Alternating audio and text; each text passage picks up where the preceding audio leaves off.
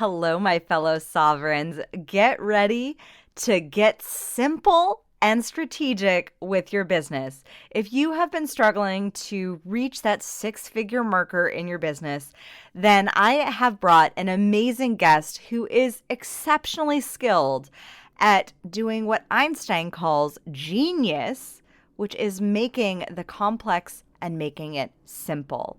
Sometimes our monkey minds can make building a business seem so complex because it seems like there's like 50 billion things that we can be doing. But Deborah Boulanger, the founder of The Great Do-Over and the host of Life After Corporate, brings you an incredibly simple formula to break down how you can make six figures predictable and streamlined in your business. Deb is a coach, author, speaker, retreat leader, and she specifically helps successful women over 40 realize their full life potential. In this interview, we not only break down Deb's 3-2-1 formula for predictable six-figure revenue, but also look at how spirituality has played a role in the growth of her business. And that's a point that I think that we all can really grow from and lean into, and that you can learn from this episode, because I know for myself, my journey as an entrepreneur started first with my journey into personal development before actually being able to hit that six-figure and then multi-six-figure markers. So this episode, I hope, brings you the simplicity to make building your business to six figures, seven figures, and beyond super mother effing simple. And with that, I give you Deborah Boulanger.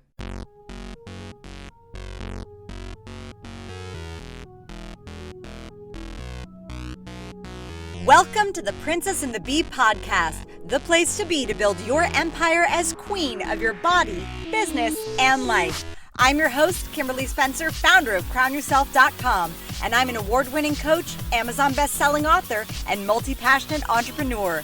Each week, I give you the systems, strategies, and success stories to help you master your mindset, communicate with ease, and triple your productivity so you make the income and the impact you deserve. Imagine this podcast as your weekly spark of inspiration as you take it to the next level with all the B's of your life. Body, business, bank account, boys, and babies. Let's make it rain. Hello and welcome back to The Princess and the Bee, helping you with all the beliefs on becoming the queen bee of your life. Deb, I am so excited to have you on the show with me because you have done some extraordinary things both in corporate and in your coaching business and how you help women entrepreneurs. So I'd love for you to just dive into how did you make that leap from corporate to entrepreneur? Well, it was sort of accidental, what was going on at the time. So I was running a $32 million business unit in corporate with 53 direct reports. And at the same time, my marriage was falling apart. I was getting a divorce.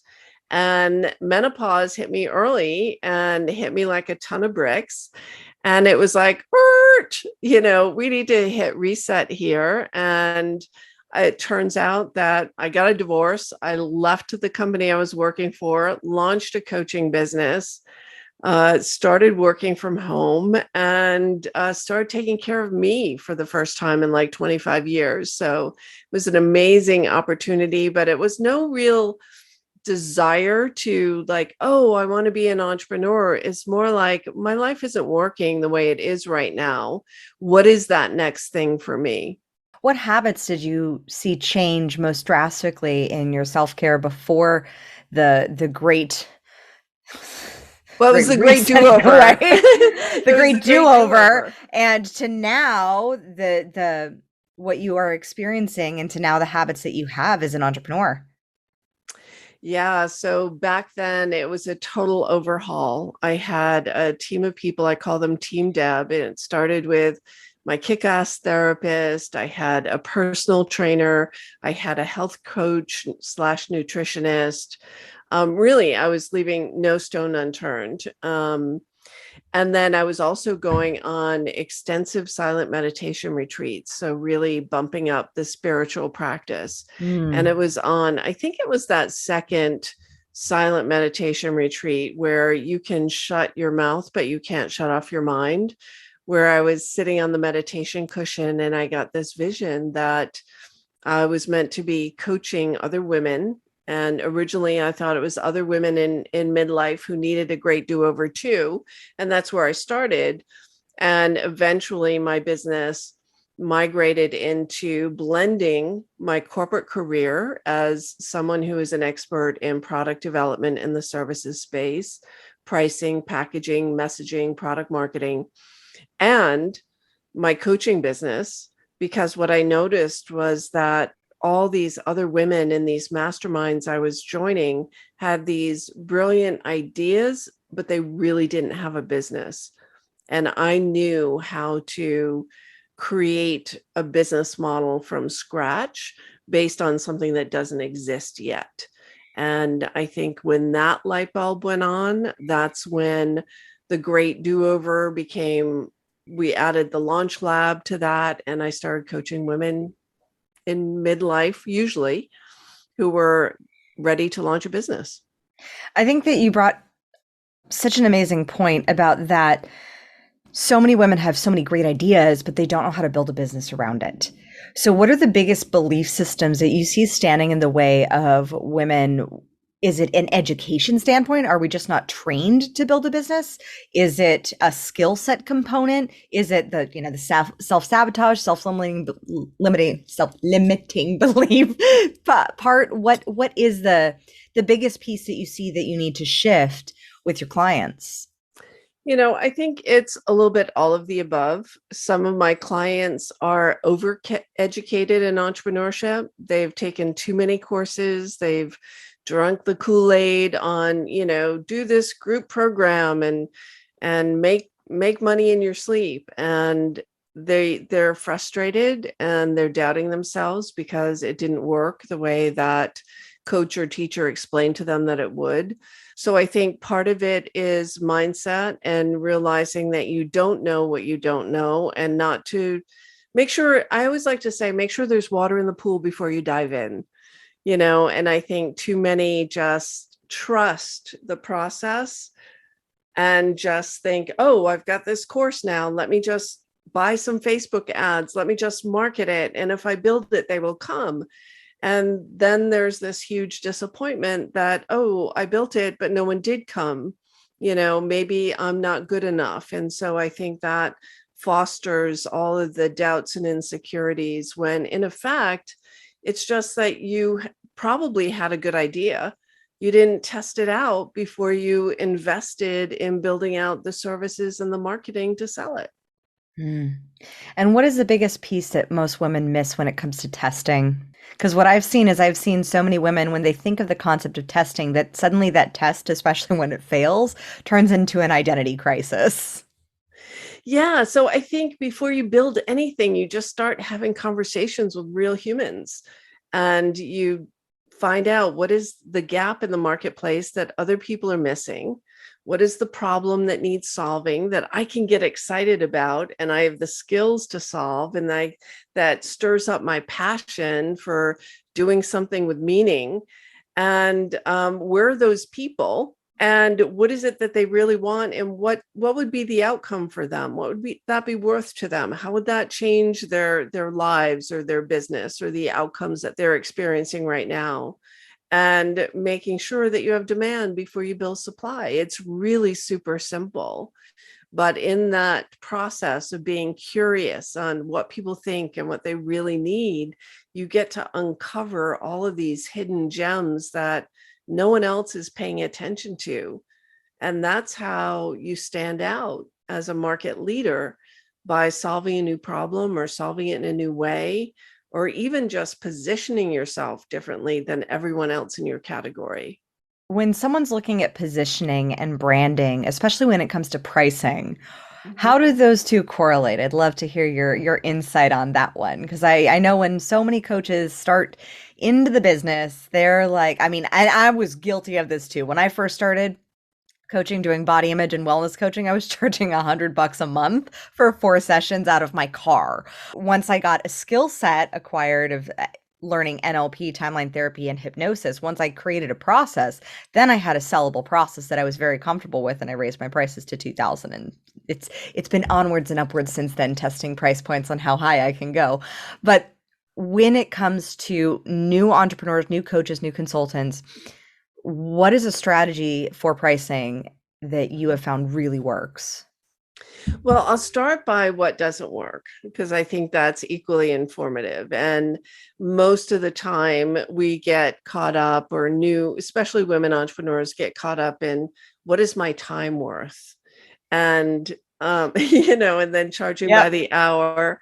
And even if you're not charging by the hour, your mental math is kind of like doing the multiplication of what is an hour of my time worth. And the truth is, no one is buying your time. Your time in and of itself has no value. It's the outcome that you deliver. The other place that women get tripped up is being over empathetic in the pricing process and getting all wrapped up in what you believe people can afford, as Mm. opposed to what the value of investment is for that person. And I think the third place, and I blame the coaching academies for perpetuating this, is what will the market bear? What is the competition charging? I've even heard people graduate from accredited coaching academies who recommend that you start at $150 an hour.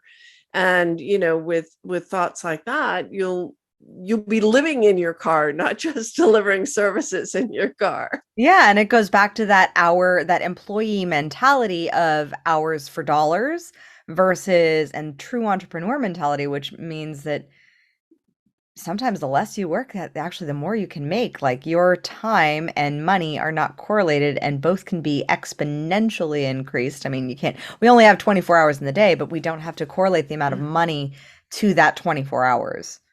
Right. And so number one is how you price your services. Number two is how you organize your business model for leverage, right? So on the pricing piece, it's pricing based on this term I came up with called return on advantage, or ROA. And when you think about what the return on advantage is for your ideal client, like what is their beginning state? What's their end state after they work with you? How does that impact their lives physically, emotionally, spiritually, financially? And what is the value of that over time to them? So even if let's just take the example of a career coach who's helping someone make a job transition, either get a promotion internally or apply for another job, and coaching them to self-advocate, right? So to ask for more. There's a hard dollar return in that negotiation process, learning how to advocate and negotiate for yourself. Then there's the value of that money over time. But what's really priceless is the value of that confidence. Mm. And now that woman, in her next situation where she's negotiating for a bonus or the next position or a sign on, that she has the confidence to ask for more. So I think when we take it out of our own head, and this is where all your great mindset work comes in, and put it in terms of what the client values, then number one, you get out of your own head, and you're already focused on the client, but also it'll help you align behind a higher value proposition when quoting higher fees. Mm. Yeah, and it's when you're quoting those higher fees, I know that, for example, one of my clients, she had invested 30,000 to work with me, and she, through the course of our coaching in just a few short months, she developed a program that made it launching easy, effortless, sold like hotcakes, doubled her previous month, had a $200,000 month just from this one piece alone, which is a huge ROA and an ROI on the investment that she had put in. And Right. so it's a testament to, I think one of the things that holds up those new coaches, especially, is because if they haven't produced those results yet necessarily, they don't yet have the confidence in their own skill set and in their own services to be able to say, oh, I know I can produce, $100,000 a month for my client, or even, give them an extra $5,000 a month based on the services that I provide. How do you navigate when you come against those doubts when it's a newer coach who Mhm. doesn't quite know if their services will actually pay off based on their experience? Yeah, and I'm a huge fan of being fully transparent with your clients and saying, hey, this is new. I'm launching it for the very first time. And because I'm launching it for the first time, you're going to get some preferential pricing. This will never be available at this price again. And in exchange, I'm looking for you to give me feedback on what needs to be improved, what you need next, and having a great experience and committing to the experience, because at the end, I want a great testimonial from you. And so Mhm. I think when you first get started, it's only natural. And we even did this in the corporate world with clients who were helping us develop a new service offering for the very first time. And we would say, you're our partners in development. We're going to build this together based on your requirements. There's something hugely valuable there to the people who are your very first adopters.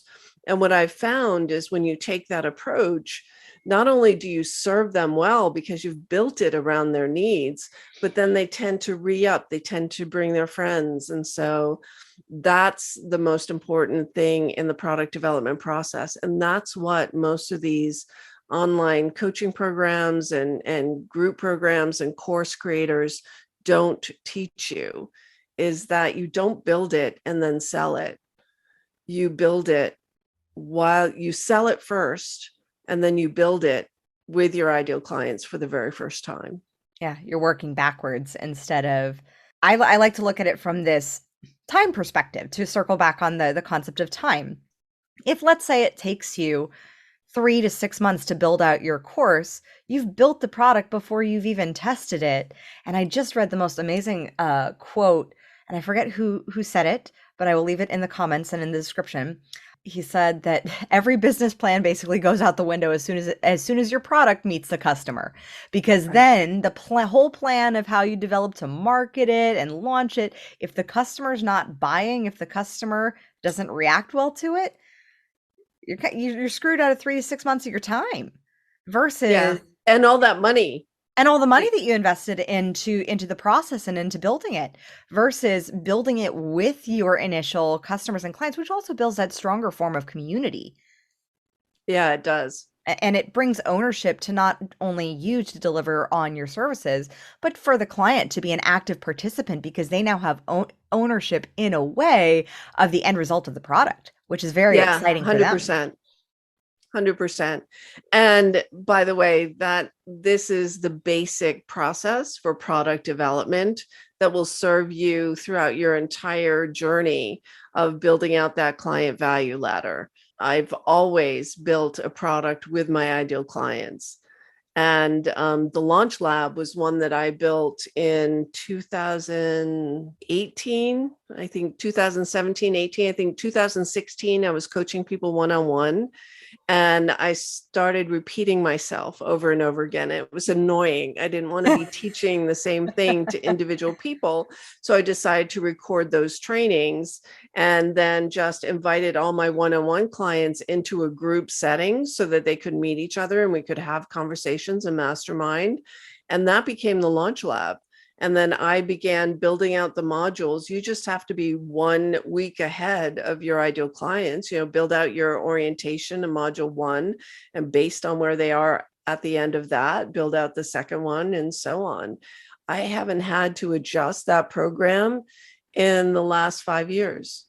I built it once and I've sold it many, many, many times.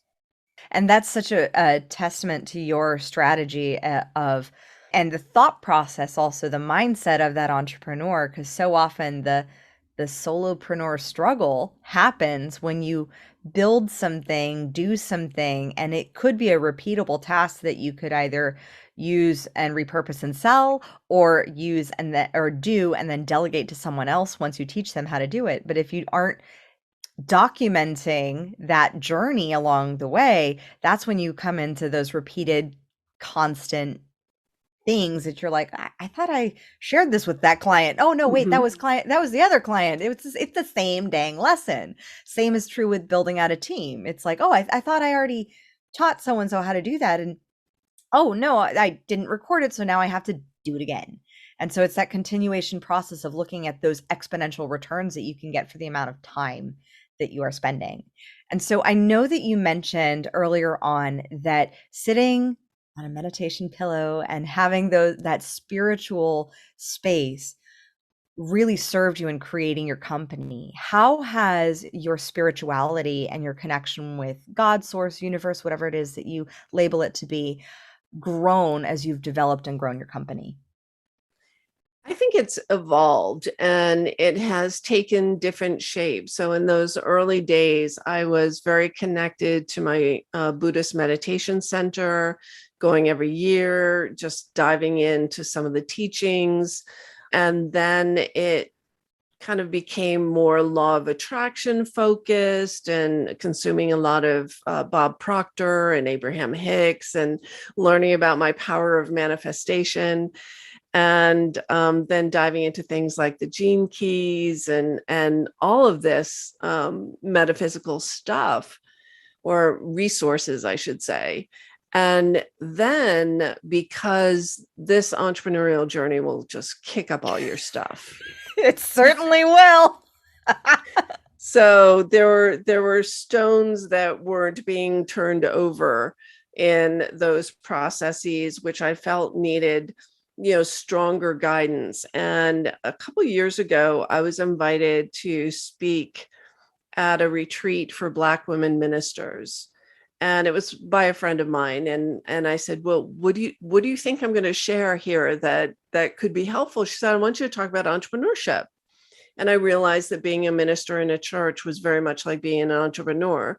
You still had to market, get your audience in the door, keep them engaged, keep them donating to causes and to keep the church alive. And in that process, I was re-exposed to God. And so I had been a Christian, a born again Christian, when I was like 15. I think that saved me from some hairy situations when I was a teenager. But now looking at it and knowing that I'm called to do what I'm doing, we have such a distorted view of who we really are, spirit in human form, however you want to describe it.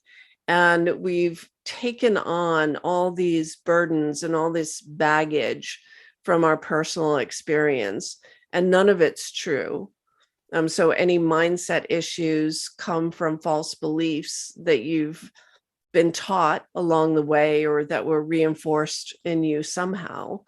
And so at this stage in my life, in my sixth decade, it's a matter of letting go and being willing to be guided and trust and have faith that everything's going to work out and that you don't have to worry about cash flow.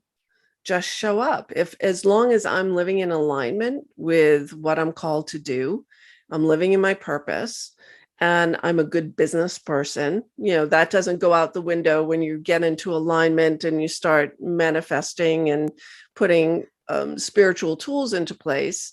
Yeah, I you think still got to be a spiritual, bit of a steward for your money.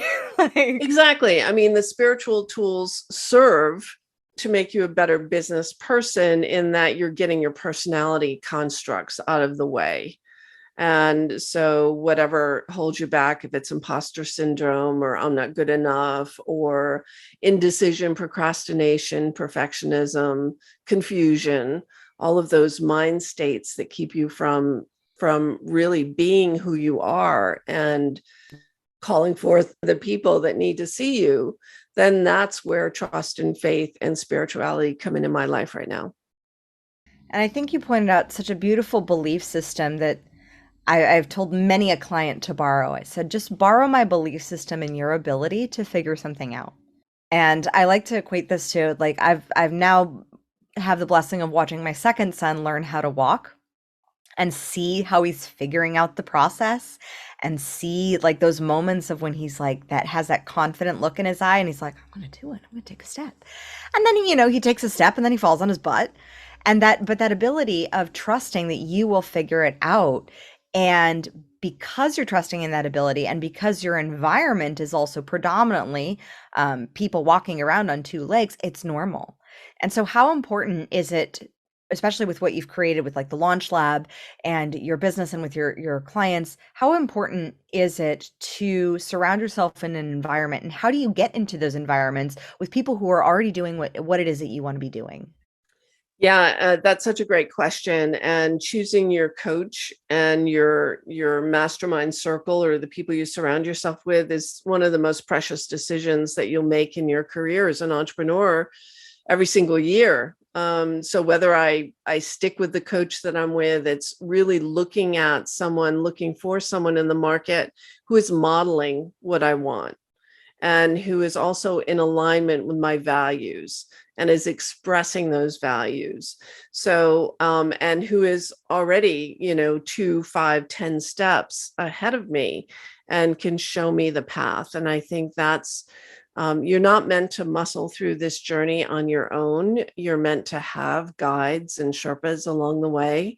And choosing your coach really carefully based on her past experience, based on where she is right now, based on her unique knowledge is super important. And being in a room where you're not the smartest one in the room. I want to be in a room with people who are more successful than I am, or at least equally as successful as I am. I am super smart. I contribute greatly in the mastermind communities that I'm in. And I don't say that with arrogance. I've just learned a lot along the way, and I'm happy to share it. I want to be in a room with other people who also know a lot, and they're happy to share it. So true. And I think that comes to removing your ego out of the process. Because literally in the last mastermind that I just joined a few months ago, I said, I don't want this to come from arrogance, but I really don't want to be the smartest person in the room. And the sales rep for the mastermind was like, oh, you won't be. And so at the summit that I was at with my mastermind, I was like, oh, I'm really not. Like, these people have done far bigger things than I have yet to this point. And recognizing that by day 2, I was crying to my husband. I was like, I have massive imposter syndrome. How did I get into this group? And he's like, you're in there for a reason. Remember, that's where you were called. And so I now know the reasons as to why I was called and how I can contribute and how I can serve the people who are a part of that community using my unique gifts and skill sets. But it's that piece of like being able to be humble enough to recognize where you need growth and courageous enough to take that bold leap to get into that group and community. I think one of the challenges that sometimes that can seem like a catch-22 to many business owners is some of those communities have qualifiers of like, you have to have made a certain amount in order to be inside the community, but you need to be inside the community to surround yourself with people who make that normal. So how do you start to navigate into that space with qualifications so that you can get into those spaces that you want to get into? Hey there, my fellow sovereigns. I hope you are having as much fun listening to this interview as I had recording it. And if you're listening to this interview and you're like, I could do that. I could be on podcasts like The Princess and the Bee, like the podcast that you know and love, then I would absolutely 1000% say, you're right. You should be on more podcasts. This is exactly why we have created our Communication Queens guest podcasting agency. We don't just book you on podcasts. We book you on podcasts that have a targeted audience that you can leverage those podcast appearances into becoming your ideal clients and customers for your business using our 7-step proven and tested framework that has brought in over $110,000 in new business revenue in just the past year. For both myself and my communication queens, guest podcasting has been the most fun, easy, effortless form of lead generation that allows us to access that zone of genius. And as you know, if you've been an avid listener to this podcast, I have seen a direct correlation between the amount of money a business makes and the amount of time the business owner, aka you, is spending in their zone of genius. So if speaking, sharing your story, serving with your tips and tricks, and giving that advice that you're so skilled at giving has always been that sort of effortless flow that just comes through you, then guest podcasting can be one of the greatest lead generation assets for you.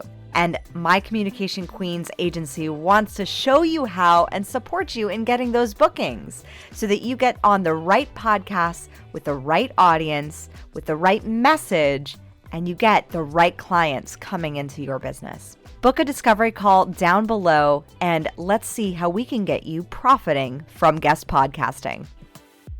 Yeah, so that gets into what I started dialing in, which was making revenue growth predictable in my business. So I know you and I share the belief that you do less to make more.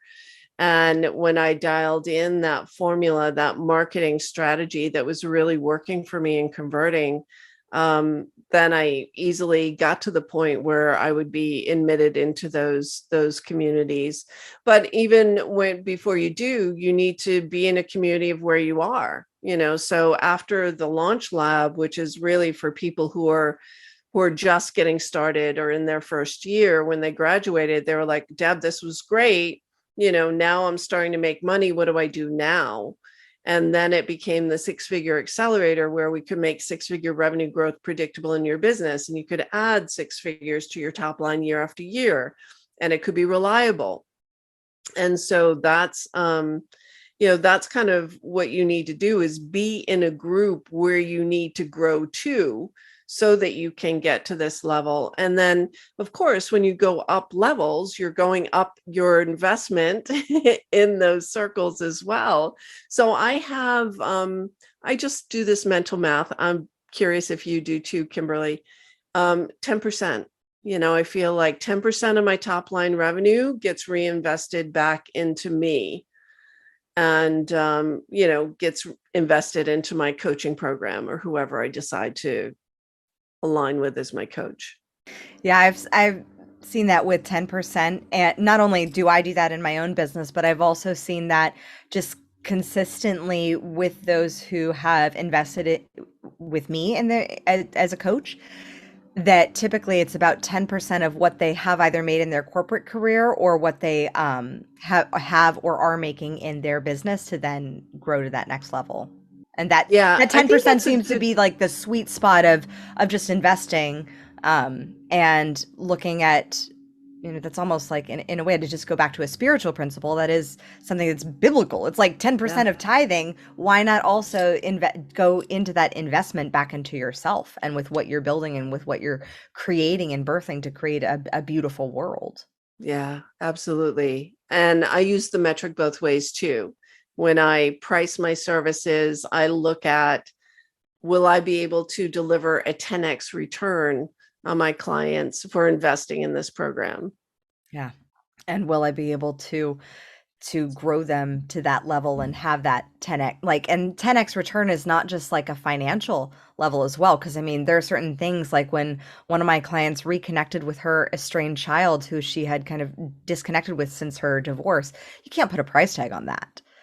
And yet, that's a 10x return. And I, like another one of my clients, when she grew her business financially substantially, but when we started working with her relationship with her son, she said, Kim, I know you've helped me so much in my business, but if you can help me change this dynamic in this relationship, beyond a return on investment. And those are the stories that just fuel my soul when it's because for me as a mom, that just that gets me in the feels. When you're able to have that rekindling of a connection with your child that sometimes can get lost as we grow and learn and mature, and they grow and learn and mature and have their own opinions and egos that you got to navigate through. So looking at at that growth journey, what is the point in which you know that you meet your clients? What do you mean by that? When they are on their growth journey, where is that space where they're at, where they already know that you're the right coach for them? Oh. Yeah, typically after the initial enthusiasm wears off and it's like, oh crap, what have I done here? How do I get new clients? So it's all bright, shiny with the website and the LLC and the branding consultant and the logo and all of that. And now it's like, what? I have to go get business. How do I get business? What technology do I need? And so that's why I like to create short, simple programs when people first get started, because what we're looking for is early momentum. We want some quick wins. And so when I launched the Standout Webinars program, it was when the pandemic first hit. And people were saying, oh my God, how am I going to get clients? Because, all the speaking engagements have dried up. And I started teaching people how to use webinars to connect with their audience and convert new clients and make it reliable and repeatable. And so those were some quick wins. And then people were in standout webinars and saying, what's next? And then we developed a 6-figure accelerator. Well, how do you get an entire lead funnel? What are the other ways that you could launch your service offerings besides webinars? How do you get good at sales conversations and sales conversions? And how do you increase your influence as an expert in the networks that you participate in? And then how do you add to and build on that product portfolio? So it was just a natural next step for people on their journey for what they needed. And I know this works with you as well, that some of my clients have been with me for over 2 years. And it's such a pleasure because we get to know them on that deep level. And, I become obsessed. I fall in love with my clients. I'm thinking about you all the time. I see something interesting. I'm going to text you on a weekend. Gee, look at this. This is fascinating. You could do something similar. You and I both, we love our clients profusely. And I think that something in the coaching industry that I have seen that for me, I'm not 100% a fan of, because I think that there's a big difference between loving your clients and having a codependent coaching relationship. And Mm. so, where do you draw those boundaries on that could, or in other, or that you've seen with other coaches or your clients, that boundary gets kind of wishy-washy? Yeah, I haven't seen it so much with my clients because I truly want them to move on. I mean, they Yeah, should same here. they should outgrow me. Yep. If we're doing the right things, they should outgrow me. But yeah, so yes, I have seen it in my past, and it's where the client is so insecure and hasn't been able for one reason or another to overcome that eventually you just have to, it's like a fledgling bird, you just have to kick them out of the nest because you're not really serving them any longer, and they need to either go fly on their own or they need to work with someone else. Completely. One of our mutual friends, Megan Huber, said this years ago, and I was watching one of her live streams that she did, and she said sometimes people who want to have these big aspirational money goals, that they're like, I'm going to make $1 million in this year, and it's totally possible. And yet, sometimes the level of their own personal level of personal development is not to that level yet. And so being able to have the self-awareness to discern, am I still dealing with personal development insecurities? Because like you said, business brings up all of our stuff that I need to work on before going and working with this business coach? Or do I need to, like, is it really the time? Is it fully aligned for me to dive in? Absolutely. And I believe as business coaches, we need to align with other experts who we trust as trusted partners so that I can make referrals.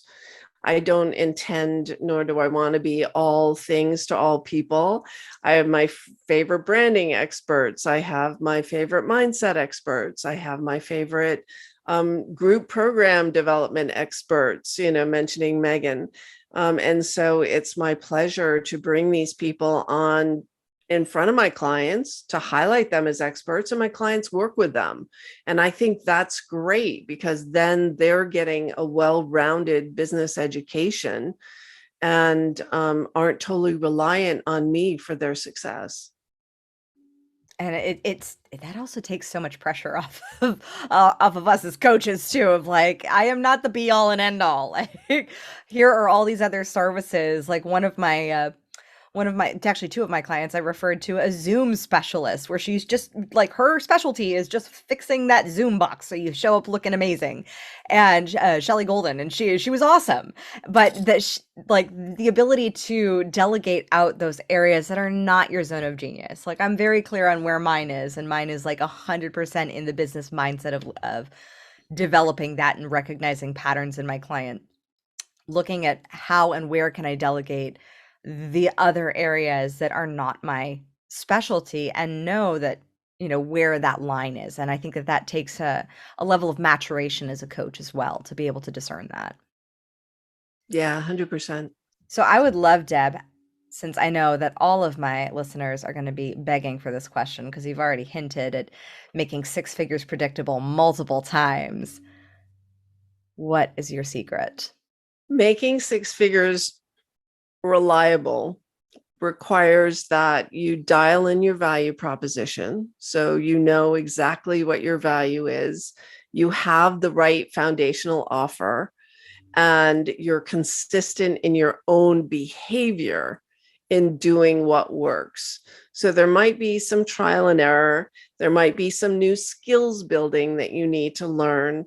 And lately, I'm obsessed with Julia Child because my grandmother was obsessed with Julia Child. I grew up with Sunday dinners with beef bourguignon and coq au vin and all of that. You need to learn the basic foundational structure and master that before you start being creative. So what I tell my clients is 3 speaking engagements a month, 2 high converting lead magnets that build your list, and 1 piece of high value content that you share with your followers, your network, your mailing list every single week. I made 6-figure revenue growth predictable through that one formula. I teach it to my clients. 6-figure revenue growth becomes predictable for them. Now, we're also dialing in your pricing, we're dialing in your products and all of that. It's really about your mindset and your own behavior on making 6-figure growth predictable. And if you have a foundational core offer with a great client value ladder, if you're skilled in making offers to people in an authentic way, not pitching your services, not feeling sleazy selling, but authentically being you and extending an open hand for people to join you, and you are managing your time, you're managing your mindset and showing up as a CEO, it's inevitable. It is. It is inevitable. And I can definitely say that the year I hit 6 figures in my business, I was doing all of that and I didn't even know it.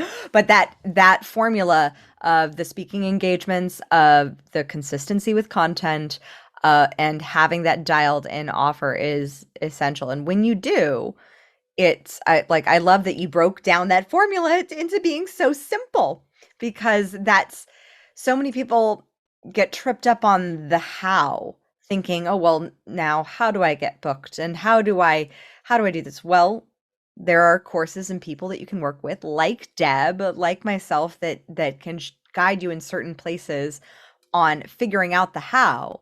The key is, though, it's that mindset piece of that predictability and that consistency. And for me, the consistency is such a spiritual concept in a way, which is why I love merging business with spirituality, because it's that consistency of that trust that the universe has got your back. You just got to keep showing up and doing your part and keep making offers. And guaranteed, my clients are always surprised when I'm like, there's a ratio. You make more offers, you're probably going to make more money. It's not rocket scientists, but we as humans are so skilled at complicating things that aren't complicated. So I love your simple process. I hope everyone out there was taking notes on that process. Deb, could you repeat it once for the cheap seats in the back? Sure. So 3, 2, 1, 3 speaking engagements every single month on other people's platforms and maybe one on your own. So you want to get in front of new audiences, and 2 high converting lead magnets, two pieces of content that are of high value that everyone wants. And I will give you 2 before we leave today, and 1 piece of high value content every single week. So whether that's a podcast, a blog, a vlog, or a long form post on LinkedIn or a LinkedIn newsletter, whatever that is to your audience, that you're consistent, because consistency wins hands down every single time. Amen. So what are you most excited for the future of female entrepreneurs? I'm excited about the choice, is that you get to choose how you get paid, and you get to choose without sacrifice. That there's this misconception that if you leave the corporate world, you'll be sacrificing your paycheck. And while there will be a ramp up time, you won't immediately, especially if you're senior level leader, you're mid 6 figures, that's not going to happen overnight. If you're in the B2B space, it happens more quickly. If you're in the B2C space, sometimes there's a longer ramp up, but you will replace that corporate paycheck.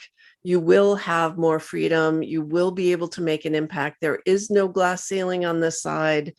It's all up to you to break through anything that you're carrying with you, or put it down and leave it for someone else to pick up, and just do it. So powerful. And just one strategy point, because on your 3-2-1 offer for consistent growth, I just want to make sure that does this apply to all price ranges of offers, or is it specifically more for high ticket that you see this working for high ticket coaching consulting? Or is there a sweet spot with price range? I don't think so. I mean, if I were doing a low end offer, so if I had a membership program, let's just do something low end, I would do the exact same strategy. I would start there. You might put together a multi-day launch in there somewhere. If you wanted to get a bunch of people, you might put some paid traffic behind it. But not until you're absolutely sure that you've nailed the value proposition, the ideal client, and all of that good stuff. But if you do 3 speaking engagements, and you have a decent size audience, so that's what you want to make sure of, is that you're reaching a decent size audience in those speaking engagements. Mm-hmm. And then that way you can grow and scale it. So I just wanted to see for price points, because I know that sometimes price can be that hot button issue that we already touched on. So Deb, I have loved this conversation, and I think what you bring to the table for female entrepreneurs starting their businesses, for coaches and consultants, is so valuable. And I would love to know if you are ready to dive in to a little bit of rapid fire with me. Sure. Go for it. Who is your favorite female character in a book or a movie, and why? Well, it's recent. I'm going to say Dorothy Parker, simply because recently she came up in conversation, and I watched the movie Mrs. Parker and the Vicious Circle. So Dorothy Parker was a writer in the 1920s. She was one of the only female writers in New York, and she was one of the founders of the writers around the Algonquin Round Table. And there was some very famous male writers there as well. And I just loved her independent spirit, her wittiness, and her way with words. I have not seen nor heard of that movie, and I now need to go watch that immediately. What woman would you want to trade places with, dead or alive? Obviously, if she were dead, it was back when she was alive, just for a day to be in her body, see how she thought, experience the world how she experienced it. That's very interesting. And I guess it would be Brene Brown. I would just love to know everything that Brene knows through all of it, because I geek out on research and I love that she does too. And she has such a wealth of wisdom that is readily available. I would switch places with Brene for a day. Awesome. If you were to have your success at twice the speed, what is the one thing that you would do differently? Success at twice the speed, I would have made the leap sooner. What is your morning routine to support a fantastic day? My morning routine includes at least 2 oat milk cappuccinos, time with my journal, time in devotion, and time in meditation. And on alternate days, it's a real good sweaty workout with my personal trainer. Nice. And what is your evening routine to support you having a fantastic morning? Because it always applies. It always applies. It means eating light and clean and going easy on the wine. Yep, that's a big one. I'm currently doing 75 hard, and so Holy crow, you go, girl. That is yeah, hard. it's been fun. It's been bringing up a lot, but the wine was one thing that I was like, oh, this is an Oh, interesting attachment that I didn't realize that I had, and so it's allowed me to reevaluate some beliefs, and I'm very, very excited for it. So, lastly, what is your queendom? my queendom is in the kitchen. It is just my happy place.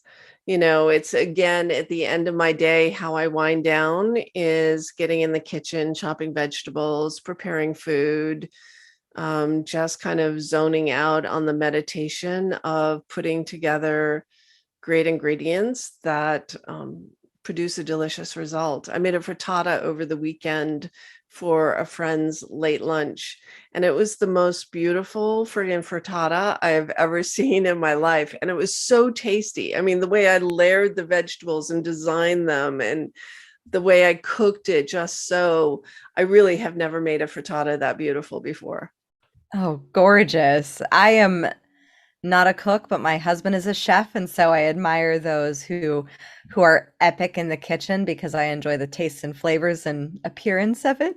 But that is not my zone of genius. It's definitely my queendom. No one enters the kitchen when I'm in it. It's like definitely my domain. That's my husband's rule, basically. In our family, I do not enter that kitchen when he is in it. Nope. And lastly, how do you crown yourself? I crown myself just by being fully present every day. It's like waking up, the first thing you need to do is like put on the crown. It's like, this is a new day. Whether you listen to Abraham Hicks' Morning Rampage or whether you recite a prayer, it's like your crown goes on the moment you step out of bed, for me. Amen. That's wise, wise words, I am Deborah. the queen of reliable revenue, but just Claim it. I'm claiming it. I'm the queen of reliable revenue, and that crown goes on every single morning before I get out of bed. Awesome. Deb, how do we work with you? How do we find you? How do we hire you as our coach? Plug yourself, Queen. Okay. Well, first of all, on the pricing, if you'd like to get your pricing dialed in and reverse engineer that revenue goal in a real simple way, we have a pricing calculator, and that's at thegreatdoover.com/pricing. That's greatdoover.com/pricing. And we also have a 6-figure growth guide if you'd really like to dive into the geekiness of how to make 6-figure revenue growth predictable. That is the number 6figuregrowth.com. We'll send you to the guide, and it will step you through a lot of analysis and coming up with some metrics so that you get some clarity on what you need to be offering and how you need to be marketing yourself to make that growth predictable. As a numbers nerd, I think on this podcast, you may have delivered my 2 favorite freebie options ever. Yay! Oh, so please go to those resources. And if you're not a numbers nerd like me, you may grow to become one once you see the possibility that lies in the data. when you go and use those resources. So please go check them out. And tune into my podcast. And yes, I was blessed to be a guest on Deb's podcast. So it's fantastic. And I don't say that with any Life bias, After Corporate. So lifeaftercorporate.com, and also on all available players. And your interview will be airing soon as well. Maybe we'll just double team this podcast launch. But great to have conversations with folks there who are interested in growing and a sustainable and reliable business. Fabulous, Deb. As always, my fellow sovereigns, own your throne, mind your business, because your reign is now. Thank you so much for tuning in today. If what you heard resonated with you, be sure to subscribe and share your breakthroughs and ahas with me by leaving a review on iTunes so I can keep the magic flowing your way.